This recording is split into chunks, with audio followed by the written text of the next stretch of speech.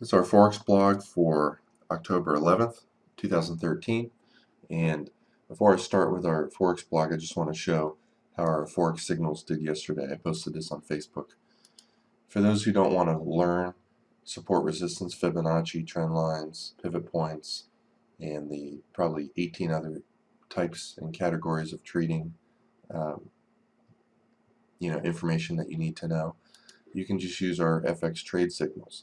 Now these signals, once you get a sell signal, you get in at the close of the bar, you put your stop a few pips above the bar's high, and once it moves at least one bar down your way, you might want to, at the very minimum, tighten your stop in half or move it to break even. That results in a lot of very small, maybe 2 pip losses or break evens. But it also, if the market is not making new lows, you can always exit your trade with 3 to 5 pips, and you can see this did move about 8 pips your way, so you had every opportunity to make 3 to 5 pips on that trade. This trade as well, this one was a huge win, huge win, huge win, huge win. That would have been a loss. Another short here, huge win. Buys here, decent. You had a chance to get out of this with break even or a small profit, and then a small profit on the last one. Now, this is how I recommend people trade, using our currency indexes. We've actually created an index like the Dow Jones, S&P 500 of each individual currency: the dollar, the yen, the euro, the pound. And you can see a wealth of information on each of these charts to let you see how strong or weak it is. For instance, the hourly moving average. Typically above it, currencies go up. Below it, currencies go down. Above it, currencies go up. Same thing here with the euro. Above it, we also have the previous day's low. If a currency is weaker than it was all day yesterday, that's very significant. If it goes from underneath the previous day's low back to above it, that's a sign of strength. Just like going from below to above the previous day's high is a sign of strength. And when it fails to make a higher high right here, you oftentimes can anticipate a big downside direction really early into that move. Without these currency indexes, you really can't do that. And you also have a slew of other tools, such as trend lines. For instance, trend line breaks, very, very useful. This one didn't quite hit here, pretty much hit here, and it broke. You also have trend channels, which allow you to basically just ride the waves as well as you possibly could. Let me put that back here. It's basically a trend line that once you let go of the line and you project it from the low, you can see the highs and lows of that trend channel. They typically work better on the trend channels a little wider than this and less steep. It's a very steep trend channel, but once a trend channel gets broken out of, it's lost momentum, and then you can always look to get in to the next trend line break to get a nice bounce. And these are all the ways you can anticipate price direction. Alright, so let's just show a few examples. This is Saturday. I didn't have time yesterday to do this. Too busy working on our signals. 3 to 5 hours, sometimes 8 every day.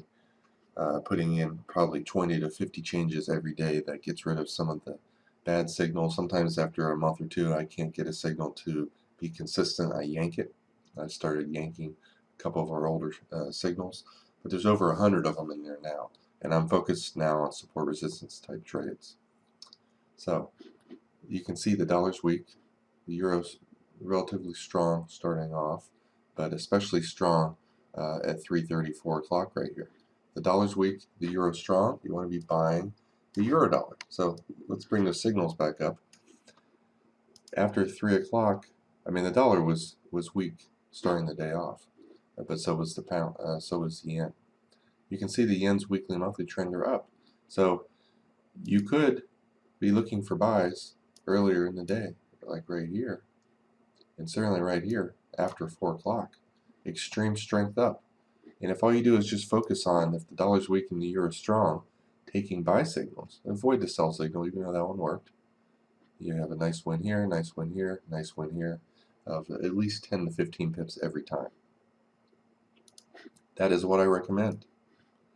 Let's take a look at some of the other currencies that we can look for that might have been strong. The Swiss. Now, first of all, it always helps if a currency is going up if the daily, weekly, monthly trend is up, which is the case here of the New Zealand. So the New Zealand broke out above its previous day's high, had a little bit of a pullback. You know the dollar was weak. It doesn't get any better than that.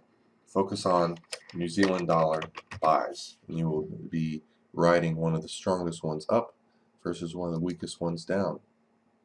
Let's scroll back. This is at the end of the day. And as I said, it doesn't get easier than this. That's why I love the currency index. It is the best Forex tool in existence by far.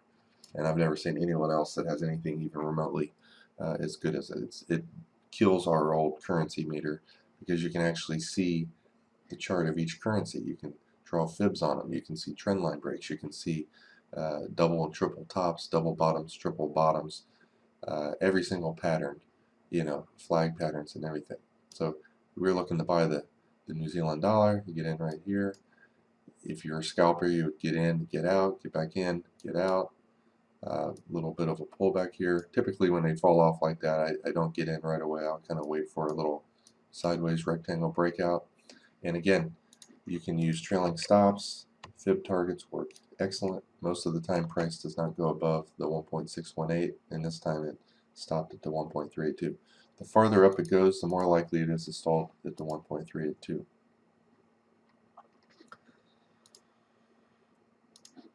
You buy the little pullback here, and that one worked as well. Now notice it starts double topping right here, 7 to 9 o'clock in the morning. If you look at the currency index, you'll probably see that it's running out of steam from 7 to 9 o'clock.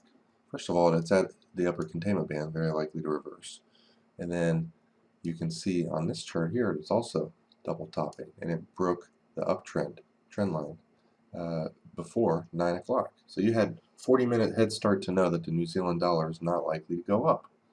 I mean, that's very significant to know in advance most times when patterns like that happen. That's, you know, right here you knew that the New Zealand was going down against all the other currencies. Now, if the dollar starts getting strong, this thing's going to reverse. Let's go back and look at the dollar from 7 to 9. Notice exactly the same thing happened on this. It pulled down, and it wasn't weak enough to hit the lower containment bands, for one.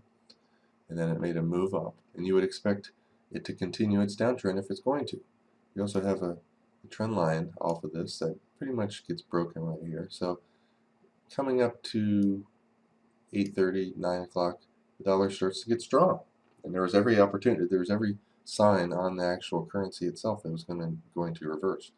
And I don't usually have time most days to get into a perfect oscillator, but when that hits the minus 80 level, typically price, unless it's at the very beginning stages of its move, especially when it gets down closer to the lower containment bands, that tends to be where price reverses. And you can see it nailed the low here perfectly, nailed this pullback here perfectly, and this one obviously failed to get a bounce, but it did stall for about 15 minutes.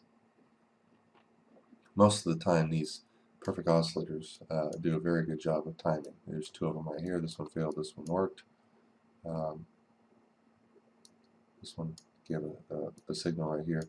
And oftentimes when they don't work, a reversal is imminent, which means basically if you see a signal like that, if it makes another wave down to the fib target way down here, you want to get in, or you want to watch the trend line break to get in. It's a very significant sign of reversal, whether it happens immediately, like it frequently happens. You can see it happened here. Nailed the low, went up, pulled back, went up, pulled back, went up. Nailed the high, pretty close right here. I mean, it continued up for another 30 minutes, but very tiny amount. And like I said before, it is a very huge early warning system of reversal the majority of the time. Right here, nailed the high perfectly. You'll see that over and over again. Now, obviously, right here, it was premature, but guess what? The next wave up came down. Low, nailed it. So basically, if you use this as a trading system of itself, you can just make sure your losses are small. If you get in, and this is the currency index, but if it was a regular chart, if you get in, lose 6 or 8 pips. When you're right, you're probably going to make 20 or 30. So you lose 5 to 10 when you're wrong, make 15 to 30 or more when you're right. That's the key to trading. Small losses, big wins. It's not rocket science. As long as you have the psychological ability to admit when you're wrong and get out, It's, you know, you have no impact. Other people are buying and selling, world governments, huge hedge funds. They're the ones that move the market. You know, we just get in. If we're right, we have big wins. If we don't, we have small losses. That's it.